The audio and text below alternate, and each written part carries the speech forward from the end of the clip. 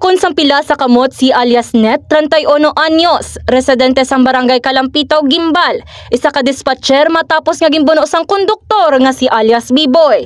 26 anyos, residente sang Cholas, San Joaquin. Sa barangay Takas, Miag-Aw, Iloilo, las 9:45 sang aga, Hulyo 14. Sa interview sang K5 News FM Iloilo kay Police Major Richard Lau, hepe sang Miag-Aw Municipal Police Station, ginpahayag sini nga nagbaisay sang Hulyo 13 sa Muhon Terminal ang duha, kag nagkitaay ang banas sang mga ini sa paradahan sang jeep sang Banwa.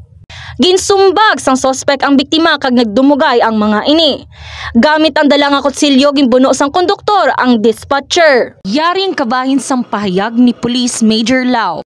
Kita ID sila sa may paradahan dira sa kwan sa may plaza gid sa may ginapunduhan dira sang jeep bala sang Miag-Aw man. Kag apan sa nakita ni ang sang suspect ang victim ginsumbag ni kag nagrapol sila nga duha. Nagkuha ang suspect sang kutsilyo kay ginpandaman siya nga daan kagapon pag baisay nila. Nagdalan sa kutsilyo ko no kay pamangkot ko nga may kutsilyo kay Moya. So balya kay naglaay sila kagapon. Gilayo naman nadakpan ang suspect kag gilayo naman dinala sa ospital ang biktima nga karon yara na sa maayong kondisyon.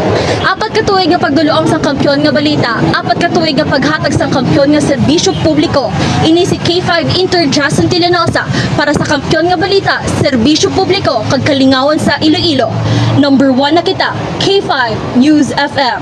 Ang ining balita ang ginadulong sa inyo sang DTX Coffee Mix. Himo sa natural nga sangka pareho sang amarkuso, chia seeds, sugared cane extract powder. DTX Coffee Mix. Nakakapi ka na, naka-detox ka pa. DTX Coffee Mix. Mabakal sa mga butika.